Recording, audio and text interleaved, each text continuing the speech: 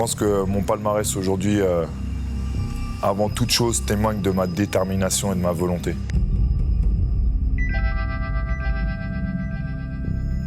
J'ai été 4 fois champion du monde. Pour moi, c'est qu'une étape.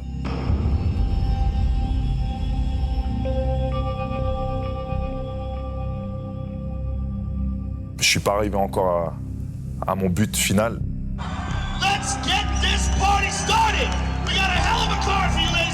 Mon but, c'est de m'imposer et de dominer mon adversaire et de remporter la victoire.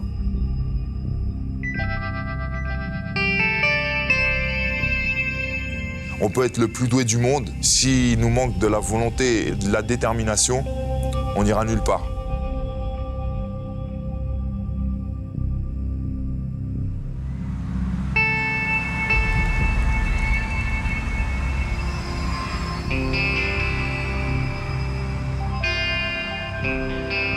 Je m'appelle Cyril Diabaté, dit The Snake.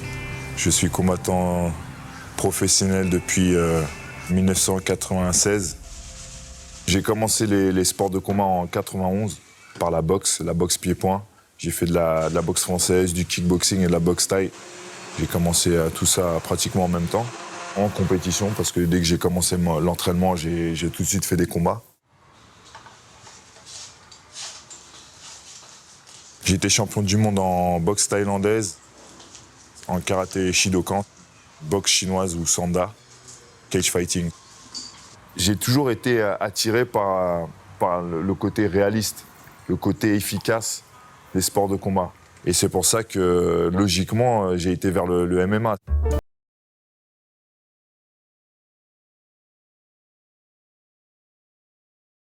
Le MMA est une discipline qui réunit tous les sports de combat les plus efficaces. Le MMA, ou Mixed Martial Arts, des combattants de plus en plus nombreux de par le monde.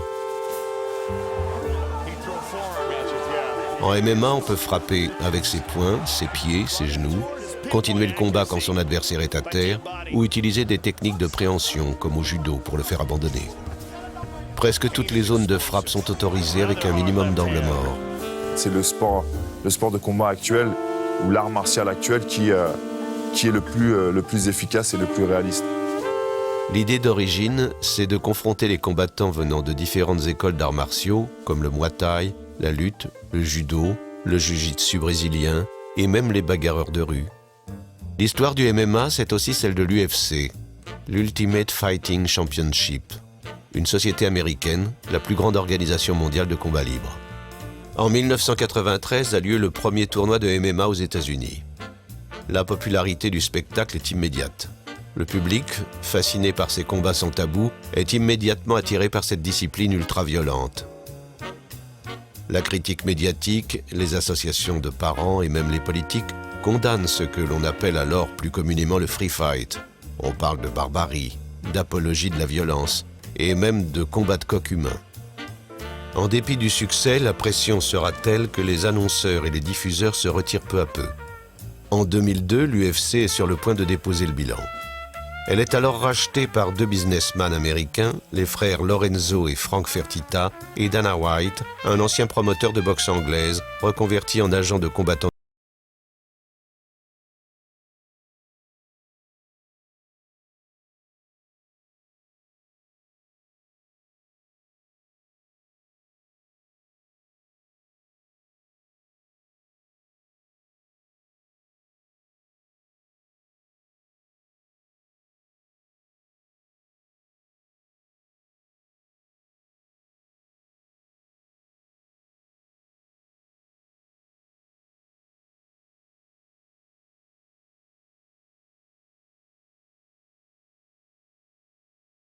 Jeux vidéo, développement à l'international, le MMA draine maintenant des flux financiers colossaux.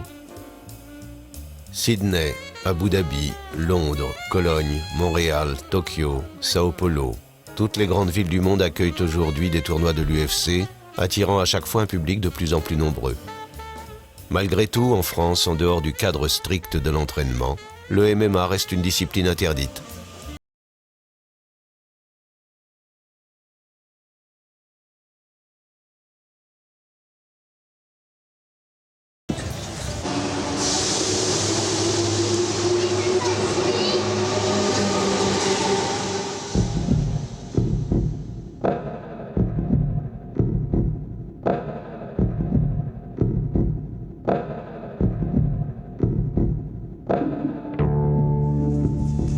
surnom Snake, ça m'a été donné par un promoteur japonais. Et le japonais nous donnait des surnoms d'animaux par rapport au gabarit, par rapport au style. Et il est arrivé à Cyril Diabaté, petit français et tout, longiligne, tout queuse, mais qui avait une bonne frappe et qui mettait KO ses adversaires. Et il m'a donné le surnom de Snake, et c'est resté. Pour moi, la Snake Team, c'est un groupe, c'est une communauté, c'est une unité. C'est devenu au fur et à mesure du temps un état d'esprit. Je suis autant passionné par mon rôle d'entraîneur que mon rôle de combattant, ça c'est une chose. J'ai tout eu de mes cours. J'ai eu psychologue, kiné, pompier, flic, voyou, étudiant, petit bourgeois, banlieusard sans un sou. Dans une même salle, on va avoir d'un côté des flics qui vont s'entraîner et de l'autre des petites frappes, des petits délinquants qui vont s'entraîner. Et ça va se mélanger, ils vont mettre les gants ensemble. Tout ça dans un esprit sportif et de camaraderie. Voilà, encore. Je m'appelle Carole, j'ai 29 ans, je fais du free fight depuis 1 an et demi, à raison de 3 fois par semaine, ce qui fait en tout entre 3 et 9 heures par semaine. Je suis assistante maternelle. C'est beau ma chérie, tu vas me faire un autre bonhomme? J'ai 2 petites filles. Vous pivotez pas avec les bras. Avant de faire ce sport, je comprenais pas pourquoi les gens pouvaient s'intéresser à un sport de combat, en fait. Quel était l'intérêt Toi aussi. Je voyais pas quel plaisir on pouvait prendre à ça, quoi. À recevoir des coups ou à en donner, je voyais pas l'intérêt. Et faut essayer. C'est hard, il faut suivre, quoi. Mais après, c'est que de la technique. Il n'y a pas de raison de s'en mettre plein la tête ou de s'en prendre plein la tête. Merci les filles d'être sérieuses et ponctuelles en plus. À mercredi. On n'aime pas ça, les retards! Non, on n'aime pas ça!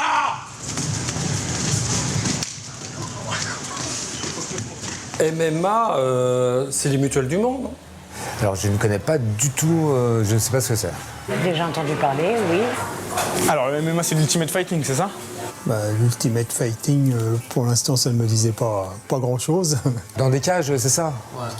Ah d'accord, ouais. Ouais, je crois que j'en ai entendu parler, mais ça se fait surtout aux États-Unis, non? C'est pas ça?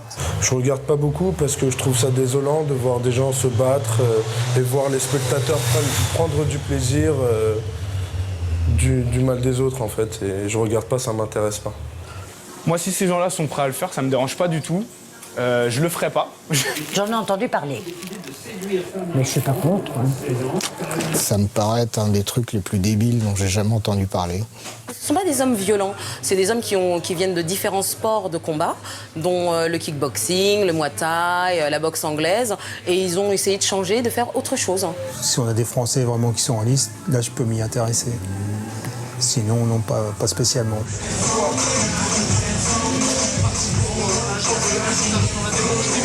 Si les combattants de MMA français sont aussi limités, aussi bridés dans leurs mouvements, c'est parce que à la tête des instances qui dirigent, il y a des gens qui sont d'une part ignorants, incompétents et qui surtout ne cherchent pas à savoir de quoi il s'agit.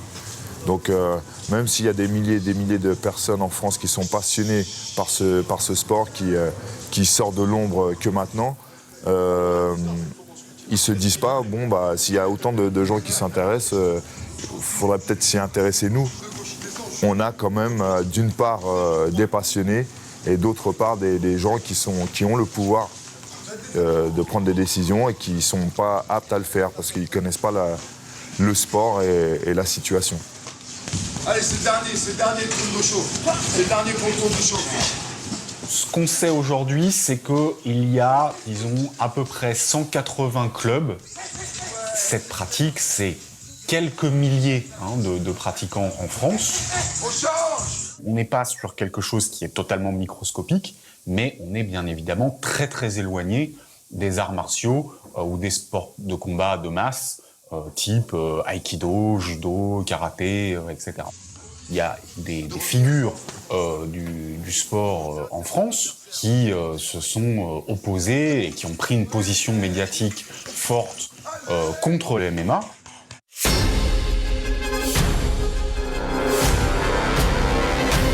Quand on sait qu'en permanence, on vous explique qu'il y a trop de violence à la télé, dans la rue, partout, y compris même à l'école, il ne me semble pas nécessaire de repousser les limites de ce qui est autorisé en favorisant la pratique de l'ultimate en France et surtout l'organisation d'événements de compétition qui, pour moi, encore une fois, ne sont pas en adéquation avec l'idée que je me fais de la pratique sportive.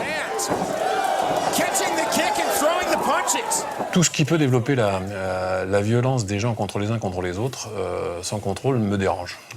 Aujourd'hui, on est dans une escalade de violence sur la planète. Hein. Il y a des guerres, il y a des attentats. Et qu'on autorise dans le sport à ce qu'il y ait cette dérive, que ce soit les spectateurs, dans certaines disciplines, il y a les spectateurs aussi qui ont de la violence, c'est pas acceptable. La Fédération française de judo, aujourd'hui, c'est quoi? C'est 500, presque 600 000 licenciés. C'est des écoles, des associations partout, d'accord? Leur but, il n'est pas de bloquer le MMA. Leur but, il est le même que ce que Pierre de Coubertin a voulu faire avec les Jeux Olympiques. Il est le même que ce que la France veut faire avec les droits de l'homme. C'est-à-dire, on est dans un pays de liberté et de droits de l'homme, mais on est dans un pays où on protège. Imagine, demain, on légalise le MMA en France. Qu'est-ce qui va se passer? Tout le monde va vouloir faire ces événements. Tout le monde va vouloir faire des shows. D'accord? Donc ça veut dire qu'il n'y aura pas assez de combattants pour répondre à la demande. Donc forcément, il y aura des jeunes qui vont monter face à des gens expérimentés et qui vont se faire massacrer. Qu'est-ce que vous voyez de l'ultimate à la télévision? Un type qui en prend plein la figure, par terre, sans défense. Un des points de focalisation en France qui faisait que le MMA était interdit, c'était notamment le fait que dans le MMA, on pouvait frapper un homme à terre. Et on considérait que ça était inacceptable. Maintenant, ce que disaient les protagonistes du MMA, c'est qu'en fait, quand vous êtes à genoux et que vous frappez un homme à terre, vous n'avez pas tellement de force, vous n'avez pas tellement de recul, et donc c'est pas là que les coups les plus forts se font. Donc en fait, ça paraît violent, et ça paraît choquant, mais c'est pas là qu'on se fait vraiment mal. Oui, c'est vrai que quand on assiste à un combat et qu'on voit les coups portés au sol, ça impressionne un peu par l'agressivité, par la sauvagerie. En fait, c'est sûrement pas là que le risque de blessure est important. Le risque de blessure, c'est quand ils sont debout, parce que vous avez des pathologies qui peuvent concerner depuis le bout du pied jusqu'au bout de la main, alors que quand vous êtes à terre, il y a beaucoup moins de risques. Et donc, on pourrait considérer de cette façon que le MMA comporte moins de risques de lésions graves que la boxe de taille, puisque une fois à terre, on ne voit plus beaucoup de lésions graves. Ce sont des prises qui obligent l'adversaire à taper pour arrêter le combat, et donc vous avez beaucoup moins de risques. C'est le principe, c'est-à-dire que quelque part, quand on voit qu'on achève quelqu'un qui est au sol, rien que ce principe-là, le principe est contraire à celui du sport. Et c'est ça le plus grave. C'est que quelque part, ça veut dire que tout est permis. On va tataner quelqu'un qui est au sol, c'est ça ce qu'on fait. Quelque part, c'est pas possible.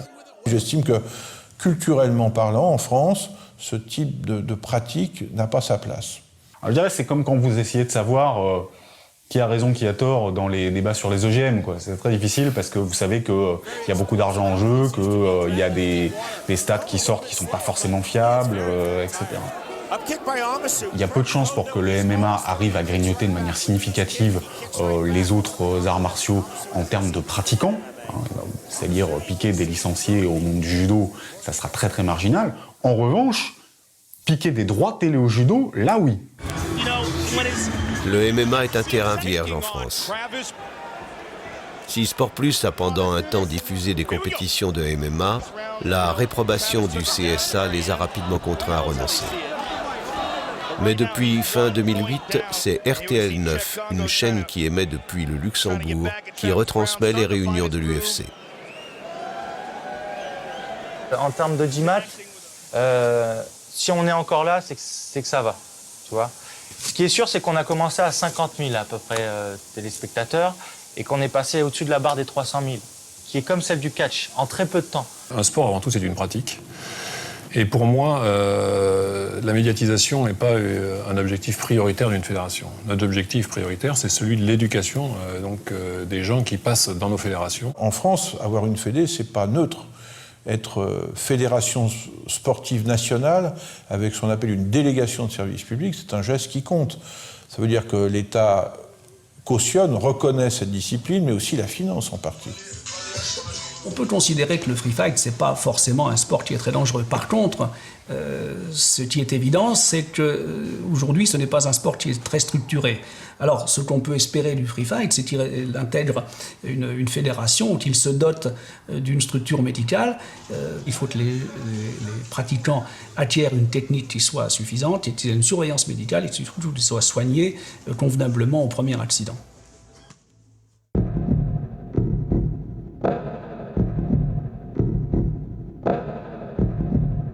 Ma première action quand j'ai signé à l'UFC, je me suis dit « Ah, enfin !» En soi, c'est déjà une victoire pour moi. C'est une partie de mon rêve qui se réalise. C'est pas une victoire à l'UFC qui va me satisfaire me connaissant. Si je signe à l'UFC, c'est pas pour signer à l'UFC et faire le beau gosse dans une cage. Si je signe à l'UFC, c'est pour prendre la ceinture. Il faut que je prouve à moi-même que j'ai le niveau et il faut que je prouve aux autres que j'ai le niveau. Et tant que j'ai pas la réponse, en fait, eh ben, ça me pousse à m'améliorer, en fait. Ça me pousse vers l'avant. La motivation au départ, on va dire le carburant de tout ça, ça peut être plein de choses, mais il y a toujours ce rapport avec toi-même qui revient, tu vois. Le fait que tu as envie de prouver à toi que tu peux y arriver, que tu peux pas battre telle ou telle personne ou prendre telle ou telle ceinture, c'est ça qui te donne les moyens d'y arriver. Ça fait sourire les gens quand je leur dis, mais 4 fois champion du monde, pour moi, ça ne veut strictement rien dire. C'est des étapes que j'ai passées et on va dire, on m'a donné une petite médaille à chaque fois. Je pense que si t'as pas un ego démesuré, tu peux pas être bon combattant. C'est impossible. Si t'as pas un ego démesuré, tu restes chez toi et tu regardes les autres se taper à la télé.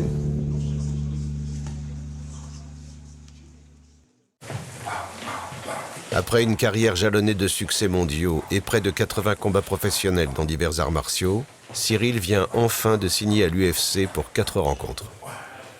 À chaque gala international, il ne rencontrera qu'un seul adversaire. Un seul combat qui ne durera que 3 rounds de 5 minutes. Avec un combat tous les 5 mois, l'UFC laisse peu de chance aux nouveaux venus. Il va falloir faire ses preuves, mais aussi se gagner les faveurs du public.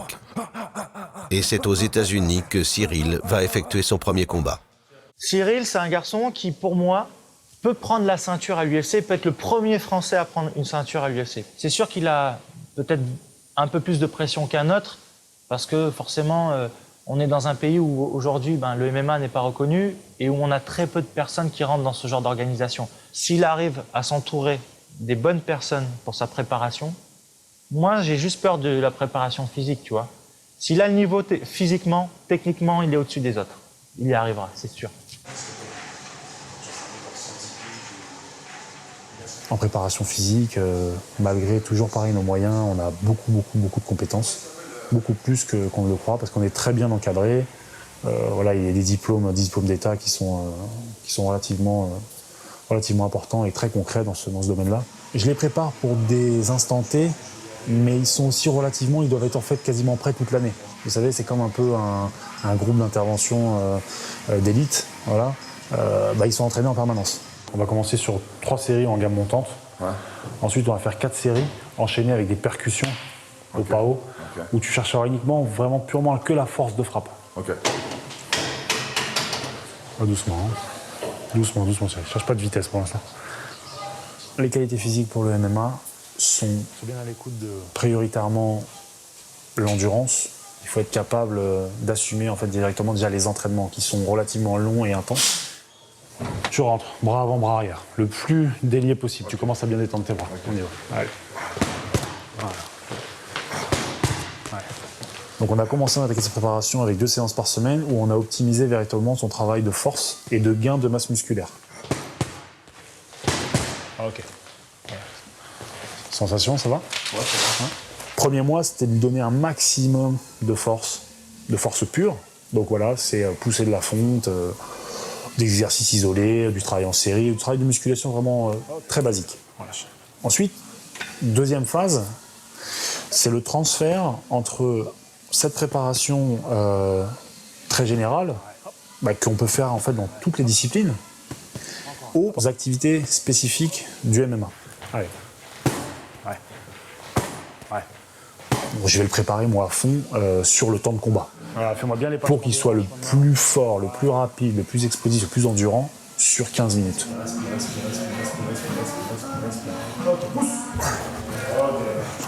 Même si Cyril est son premier combat, pour moi, Louis Kane, c'est une formalité.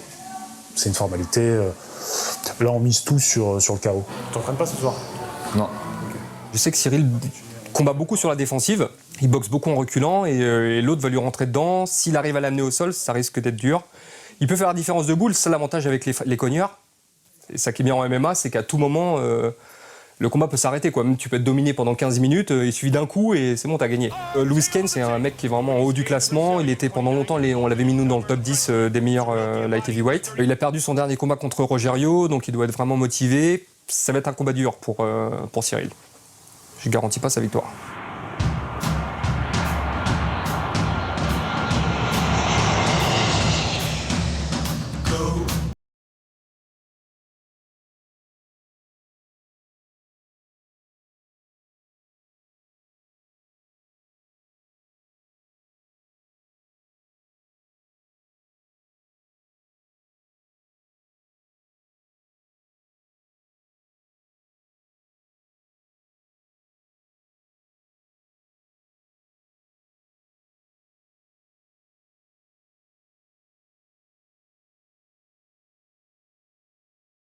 Résonne à Lennox Lewis.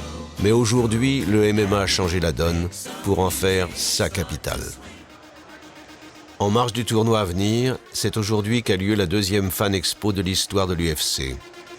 C'est un salon qui permet aux fans de venir à la rencontre du monde du MMA. Une vitrine idéale pour l'UFC. Je viens de Los Angeles, en Californie. Je viens de Chicago. On vient de Las Vegas, Nevada. Californie, on kiffe le MMA. J'aime le MMA parce que c'est le meilleur sport au monde. Meilleur que le football ou le baseball ou n'importe quoi d'autre. J'aime le MMA, c'est vraiment un sport intelligent. Parce que tu dois pas te focaliser sur une seule technique, mais plusieurs en même temps. À part boire de la bière et prendre du plaisir, ouais, j'aime voir des KO. Ce que j'aime dans le MMA, c'est que ça apprend à mon fils à se défendre, à le garder en bonne forme. Ça l'occupe pendant les vacances d'été. Il travaille beaucoup. On est très fiers de lui. C'est excitant, voir des chaos, voir du sang partout. C'est génial. Non, la violence, elle est là. Mais il y a des arbitres pour éviter les blessures trop graves. Il y a des petites blessures, mais c'est pas si violent que tu crois. Les gens abandonnent avant de se blesser, vraiment. Tout le business est représenté ici. Des marques de compléments alimentaires au merchandising lié au MMA. Même l'armée américaine a ses propres stands. Mais cette exposition permet avant tout aux fans de rencontrer leurs idoles et de faire signer des autographes. Toutes les légendes vivantes de ce jeune sport sont là. Vanderlei Silva, Randy Couture, Anderson Silva, Matt Hughes, Jake Congo. Les combattants les plus populaires se prêtent tous au jeu. Cette édition réunit plus de 125 000 visiteurs sur 2 jours.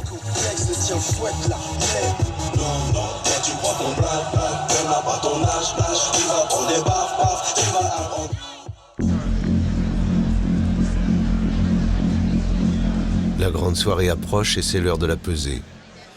C'est là que l'on peut mesurer la popularité du MMA et de l'UFC. L'enceinte est pleine, plus de monde encore que pour un concert. Tout le monde est venu voir les combattants.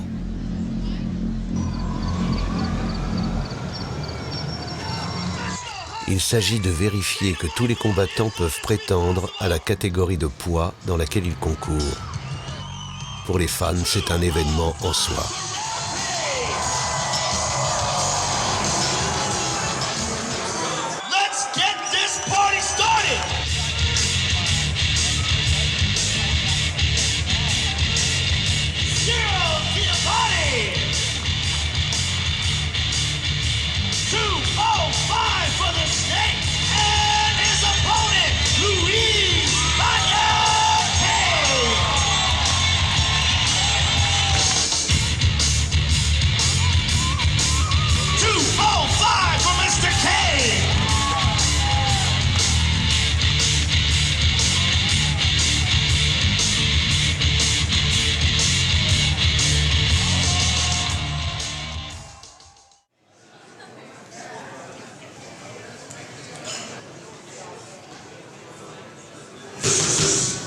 Samedi, ce sera l'UFC 114.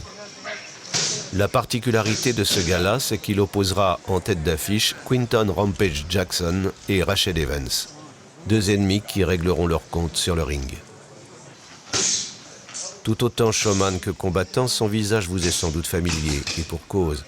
C'est lui qui est à l'affiche du blockbuster L'Agence Touriste dans le rôle de Barracuda. Et même si Rampage n'a pas combattu depuis longtemps, il semble détendu et sûr de lui. Rashad Evans, son adversaire, est plus calme, mais plus vif, presque félin. Il attend ce combat depuis longtemps maintenant. Ici, il ne s'agit pas vraiment d'entraînement, c'est avant tout un show auquel on vient assister. Une démonstration qui rehausse l'enjeu du combat à venir et qui fait plaisir au public et aux journalistes. Mon état d'esprit, c'est de détruire mon adversaire. Je pense à rien d'autre, juste le détruire. Il n'y a rien de mieux que de voir 2 des plus grands combattants au monde s'affronter. Surtout quand ils se détestent. Les gens me demandent toujours si je mets en scène les propos de mes combattants.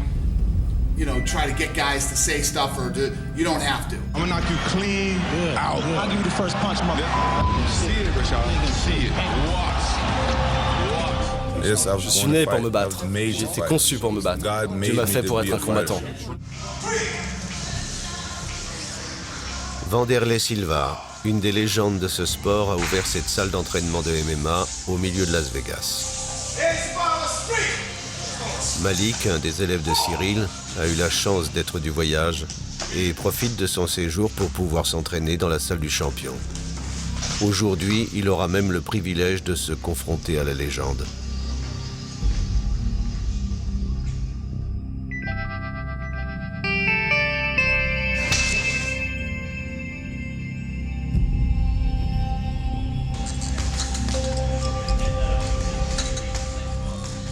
Sous les néons, Cyril fait son dernier entraînement, seul, en vue d'un des plus importants combats de sa carrière.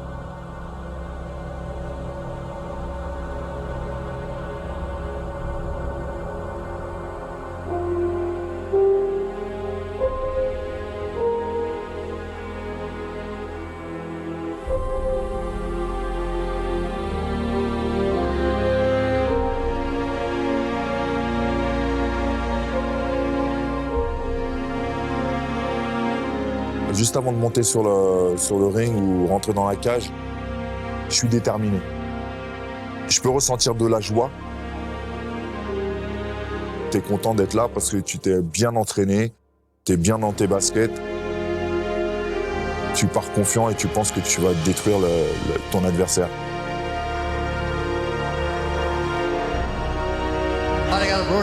Malmaison, France, Cyril the Snake Diamante.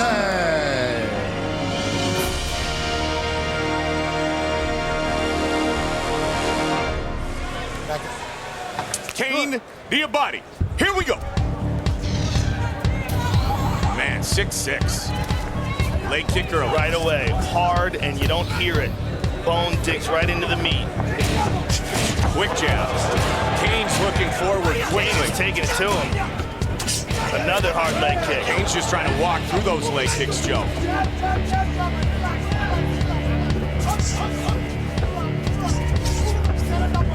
Kane is explosive. Another hard left hand.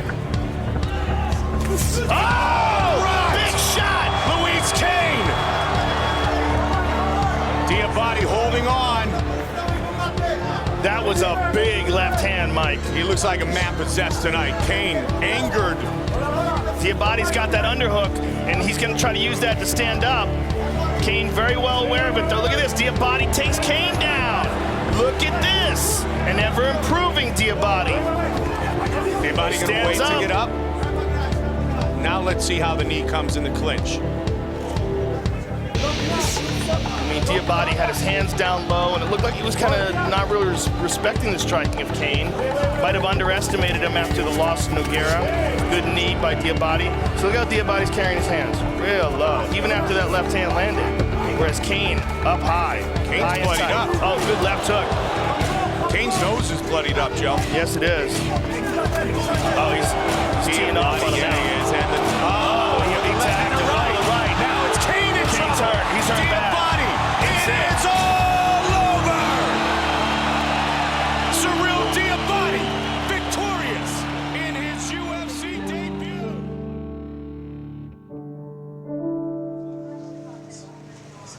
La France, les amis, la France.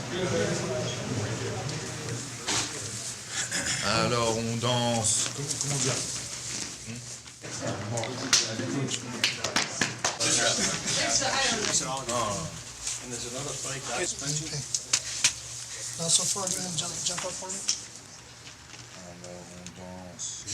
Ça fait des années que j'essaie de combattre à l'UFC et que j'ai eu du mal parce qu'il y a certaines personnes qui me jugeaient que j'avais pas le niveau pour y être.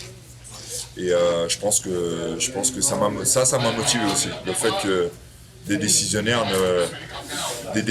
pensaient que je n'avais pas le niveau, ça m'a motivé. On a montré à la France qu'on était capable de le faire. On a montré à les gens de l'extérieur aussi que fallait compter avec les Français, qu'on avait des sacrés combattants en France, et notamment ceux de la Snake Team. Je pense que malgré le contexte en France, c'est-à-dire que le MMA est toujours interdit et qu'on a du mal à se faire autoriser, je pense qu'on a montré avec mon équipe, avec différents combattants comme Cheikh Kongo, comme Jess Liodin, qu'on avait le niveau nécessaire pour évoluer à l'UFC. Si on nous donne un peu plus de moyens en France, on sera capable de faire de très très belles choses, et pourquoi pas produire des champions de l'UFC.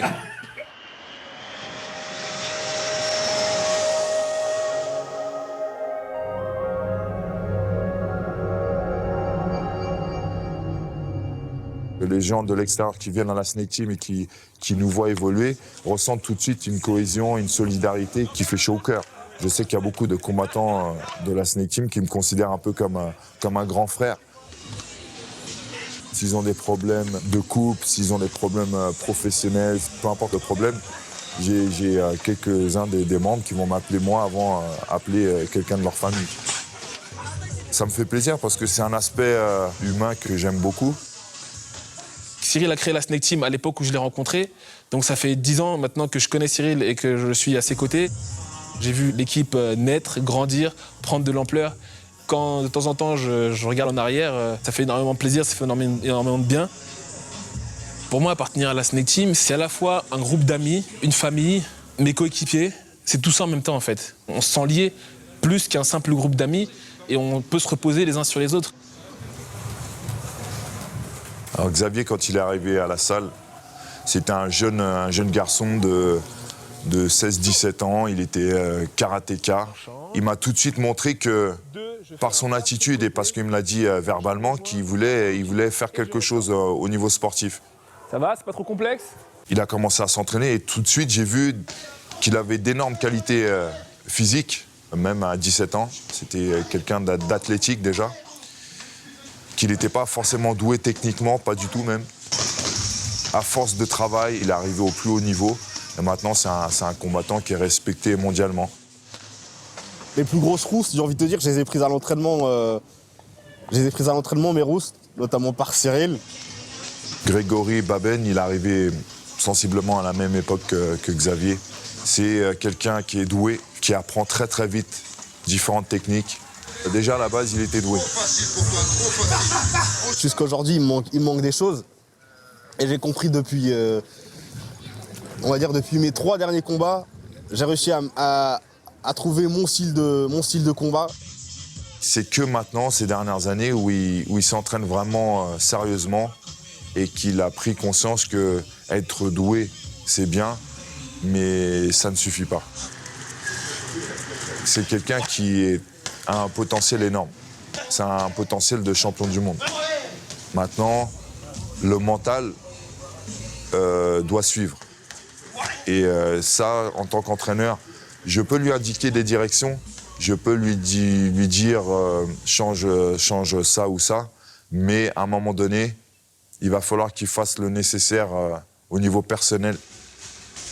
J'ai essuyé une série de défaites et je parlais avec Cyril, on parlait de plein de choses différentes et on n'arrivait pas à savoir pourquoi je merdais contre des adversaires qui potentiellement, même pendant le combat, moi-même, je me rendais compte que j'étais plus fort qu'eux.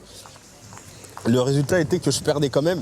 Et un jour, en y réfléchissant, tout seul dans mon lit, comme ça, je me suis rendu compte que pendant longtemps, j'ai confondu le MMA et la bagarre. Je suis content qu'il ait réalisé, même si c'est un peu tard, mais bon, vaut mieux tard que jamais.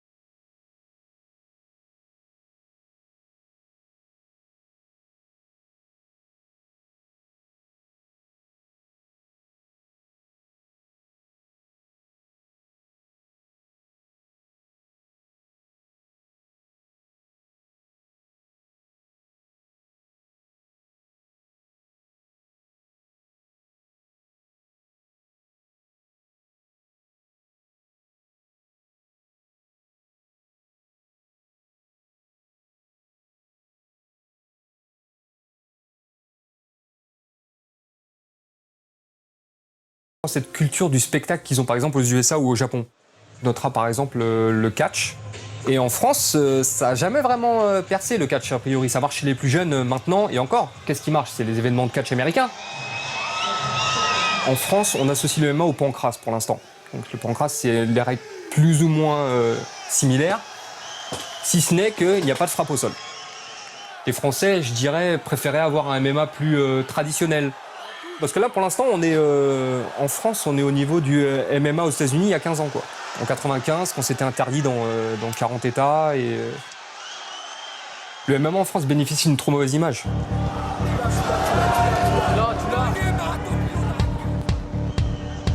C'est à 2 pas du Parc des Princes, au stade Pierre de Coubertin, qu'a lieu le plus grand gala de pancrace de France.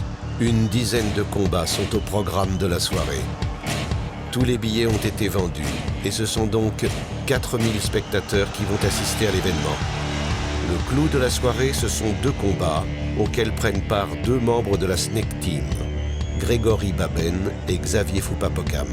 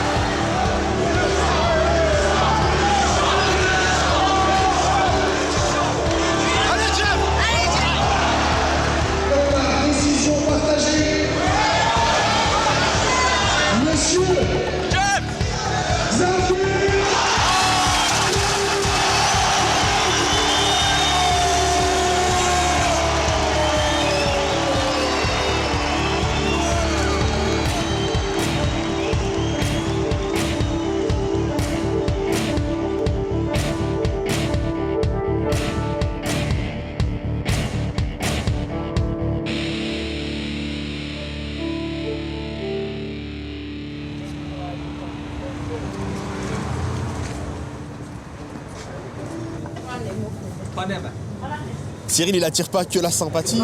C'est un certain personnage. Il a un aspect froid. Il va pas forcément vers les gens quand il connaît pas. C'est comme ça, c'est sa nature et on peut pas lui enlever.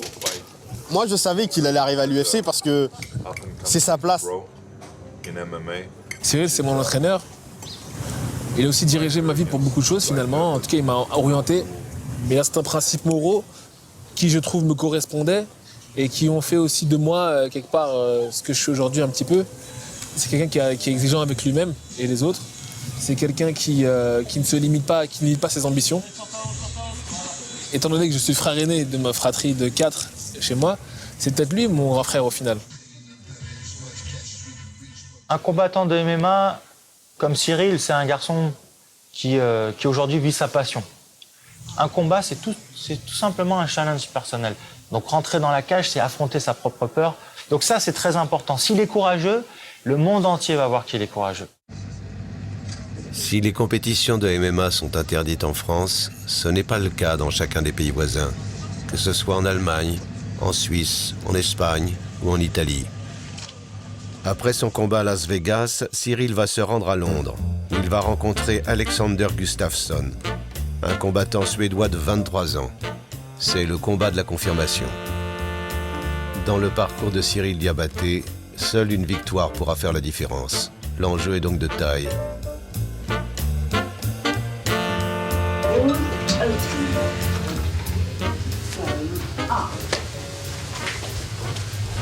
It's early in the morning.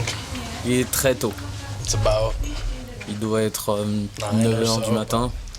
Mais c'est assez tôt pour nous. On va dans la chambre de Cyril maintenant.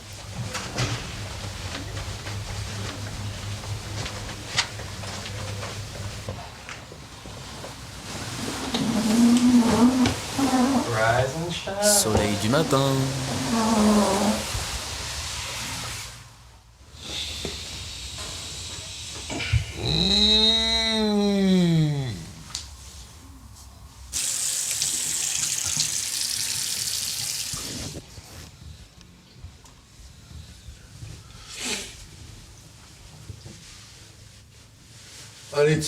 Faudrait que je fasse une sieste après l'entraînement.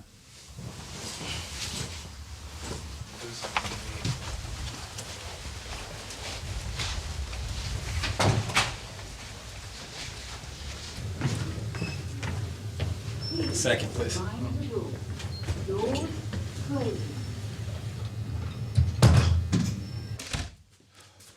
Comme à la boxe, les combattants visent le titre de leur catégorie.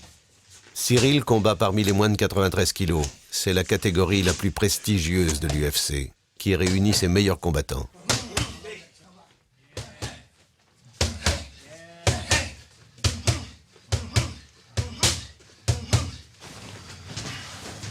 L'Angleterre accueille son 10e événement organisé par l'UFC. Une soirée qui réunira en plus un autre combattant français, devenu star aux États-Unis, Cheick Kongo. Ah, ça. Pas mal. Ah. Ouais, j'ai eu un truc de dernière minute. On jamais à 100%. Les gens disent que justement en France, voilà, c'est un sport qui est super violent, c'est brutal, c'est pour les gars de cité et j'en passe. Ouais. Donc quelle est ta réaction?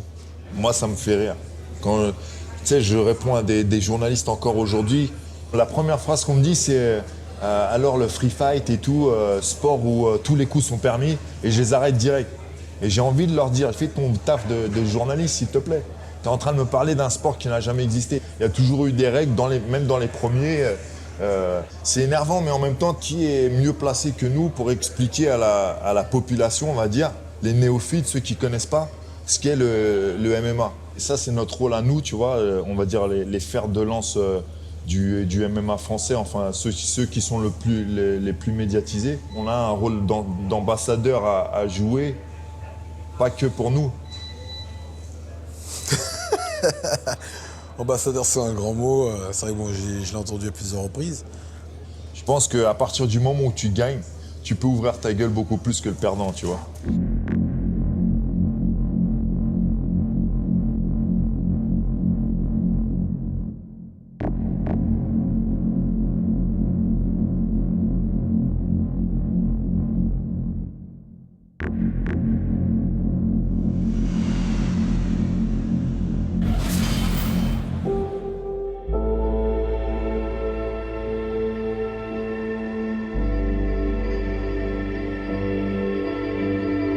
C'est vrai que j'ai eu l'autre côté du spectrum où je rentre dans la cage, où je me demande qu'est-ce que je fais là.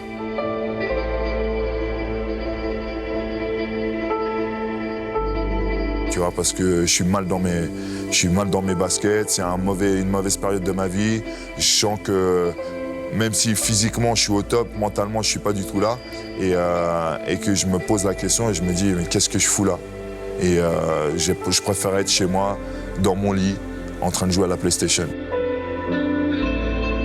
Rentrer dans une cage avec un champion de MMA, avec cet état d'esprit, c'est la pire sensation sportive que j'ai pu ressentir.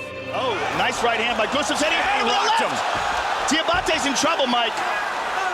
Pas l'affrontement en lui-même, mais la sensation, le sentiment, juste avant de s'affronter, que j'ai pas ma place là et que je devrais être ailleurs. Oh, nice left hook by Gustafsson. Oh, rocked him again. Diabate's hurt. Let's go, baby. Let's go. He's got his chin tucked. Oh, big shot from Gustafsson. He's trying to turn towards the choke. Push that elbow off of his chin, and he gets free and eats 2 punches for his reward. And another attempt. And it's all over. Alexander Gustafsson submits Cyril Diabate. Tremendous performance by Gustafsson. We really got to see what he's made of in this fight. As we said about his first fight, it was a quick knockout. We knew he was fast and talented, but now,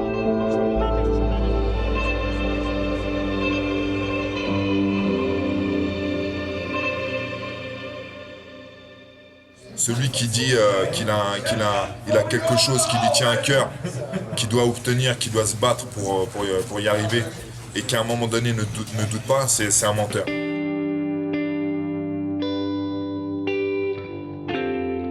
Pour moi, le fait d'aller à l'UFC, c'est une étape dans ma vie de combattant. C'est une partie de mon rêve qui se réalise. Et maintenant, il va falloir concrétiser. Il va falloir aller plus loin que la porte de l'UFC. Il va falloir que je rentre dans l'UFC, que j'installe mes affaires et que j'y fasse ma demeure. J'y vais pas pour faire un aller-retour. Si j'y vais, c'est pour planter mon drapeau, le drapeau de la France, le drapeau du MMA français, et puis dire voilà, on existe. On n'est pas des faire-valoir, même si en France, vu le contexte, on est un petit peu hors la loi, on est un peu des renégats. On fait avec et on est capable de faire de belles choses.